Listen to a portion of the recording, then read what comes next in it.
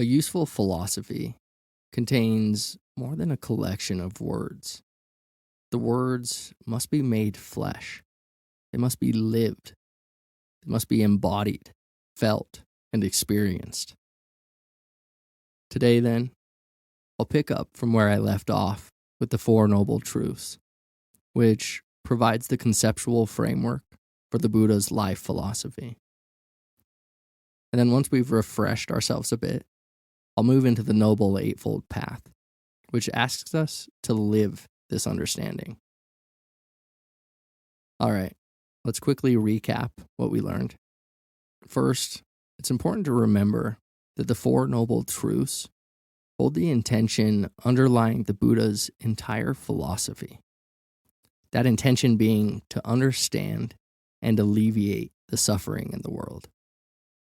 Without understanding this aim, we can't get very far, since it holds the entire framework in place. So, keeping this in mind, the Buddha then opens our eyes, hearts, and ears to four important things about our precious human experience. Truths not to be accepted dogmatically, but to be examined and understood directly for ourselves. They are 1. The truth of suffering, or dis-ease. 2. The cause of this dis-ease. 3. The possibility of alleviating the cause of this dis-ease. And 4. A path or practice that leads away from dis-ease. In the last episode, we explored the first 3 of these truths in depth.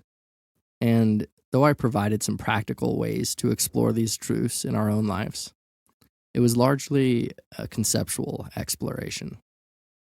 But as I've said, a conceptual framework alone is not enough. Philosophy isn't a dry intellectual pursuit. It is a love and passion for wisdom. It asks us to live our understanding. That brings us to the fourth noble truth, the truth of a path that leads away from suffering, the Noble Eightfold Path. Together, the Four Noble Truths and the Noble Eightfold Path form an indivisible whole called the Dharma, which we can think of as the truth, the law, nature, life, reality. Dharma practice, then, asks us, invites us to live in peace and in harmony with the Dharma. Now, again, it's important to remember that our frame is grounded in suffering. So, if we're looking at truth or reality, we have to admit that suffering is a part of it.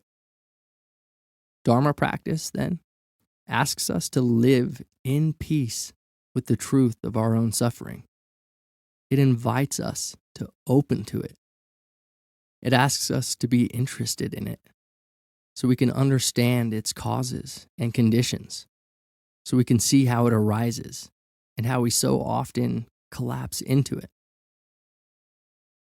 Practice the Dharma and see for yourself the power this direct understanding has to transform your suffering. Let your suffering unfold into a free, open, and creative expression of love, joy, peace, and compassion. Okay, well, enough preamble. So, what's the practice? Well, it's divided into 3 arenas of training. First, a training in wisdom. Second, a training in ethics. And third, a training of the mind. Today, we're going to discuss the first of these 3 arenas, wisdom. Wisdom training in the Buddhist framework consists of 2 components. First, the cultivation of a worldview, or an understanding that is based in truth or reality. And second, the cultivation of thoughts that align with this worldview or understanding. Today, I'm only going to talk about the first, since in this little bit, there's already way too much to chew on and digest. Everything, I mean everything, unfolds from understanding. What we believe to be true shapes everything. It shapes how we think, it shapes how we talk and act. It even shapes how we experience the world. The entire path, then, begins here with our worldview. It begins by seeking to understand ourselves, the world, and our place in it. This worldview is what orients us and sets our direction on the path.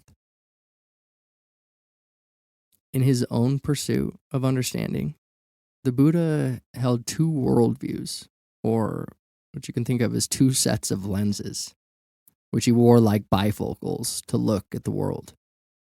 He called these two lenses, or worldviews, one, the worldly or relative view, and two, the ultimate view. And of course, as always, the Buddha doesn't ask you to take these worldviews on authority. He invites you to explore them for yourself. With the worldly view, the Buddha explored the Hindu notion of karma and noticed that actions not only have internal and external consequences, but that the seeds of these karmic results lie in the intention and motivation at the root of our actions. When our intentions are motivated by generosity, loving kindness, and wisdom, the karmic result is a sense of ease, peace, happiness, and love. When our intentions are motivated by greed, hatred, and delusion, the karmic result is dis-ease, agitation, discontent, and suffering. Again, this isn't something to take on dogma, but rather it's an invitation to know this through your own direct investigation. Now, what's cool here is that when we put this understanding into practice, we gain a kind of creative freedom in our lives. When we realize that our intentions and motivations shape how our inner lives unfold, we can begin to paint our own lives. We can take responsibility for our own well-being. This, of course, is its own practice, a practice that lasts a lifetime. But each step you take here will move you in the direction of ease, peace, happiness, and love. Your life will continue to climb upward. And what's more is that this worldview or understanding of karma in your own personal life will eventually become a bridge into the Buddha's next worldview, the ultimate view. Once your heart and mind have softened and opened through the practice of goodwill, a remarkable sense of peace will sprout from within. And as a consequence of this peace, your mind becomes more focused, becomes brighter and more vivid, which then allows you to look more deeply at the Dharma. It allows you to look more closely at the nature of your own mind. Once you cross this bridge, your eyes of wisdom will open. You will get a glimpse of what is referred to as the highest peace, true freedom, or liberation. With the ultimate view, the Buddha looked beyond himself. He looked beyond the chain of karma, beyond the relative world, beyond the world of concepts, until he penetrated the ultimate nature of reality itself.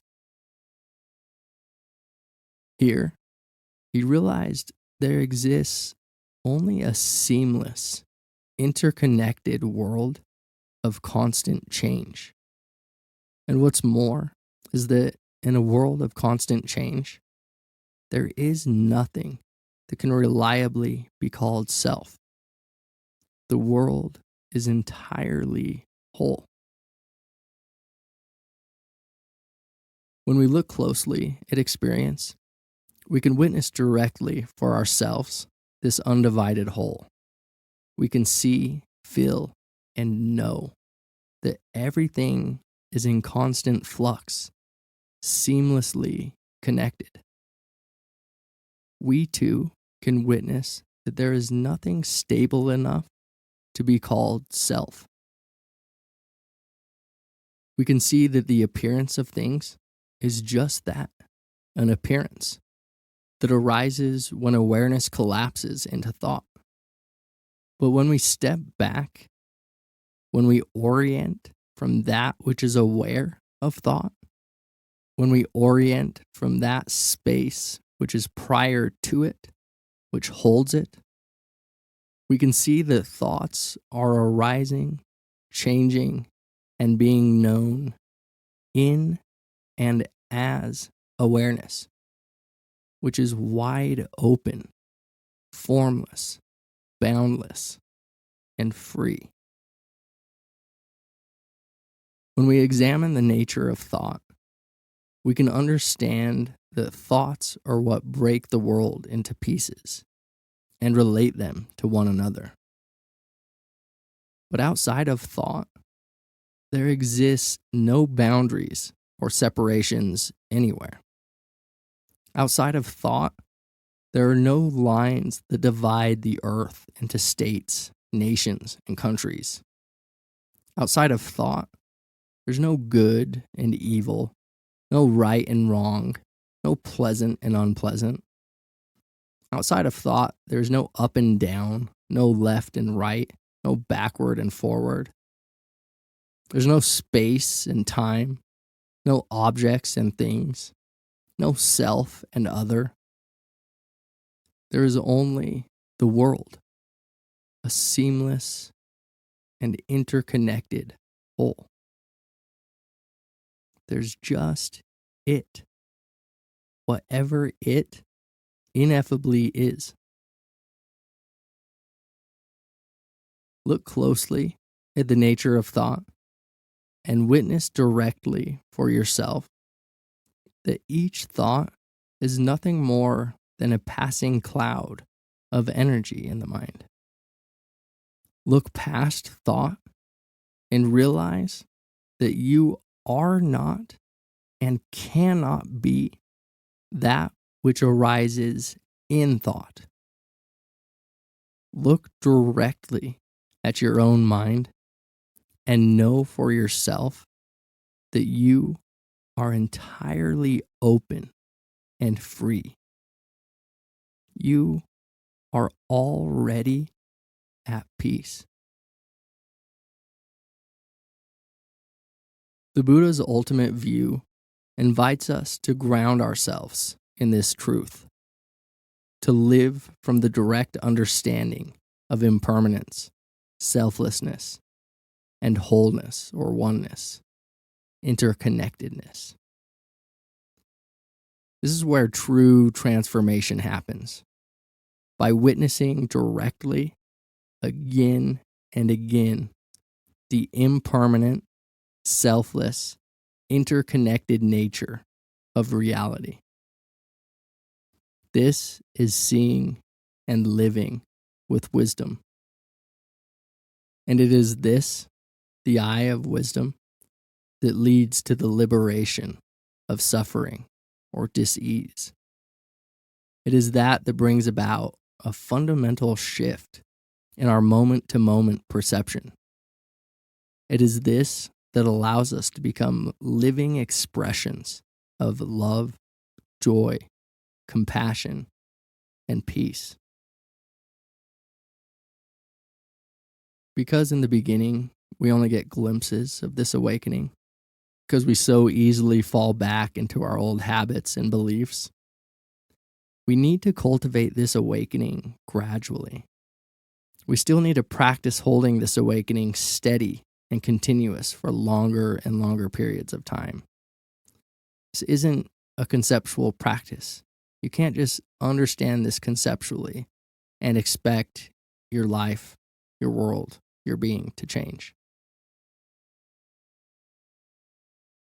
True freedom lies in cutting through the illusion of self. With devotion, practice, and patience, may you embody the deepest peace. Until next time.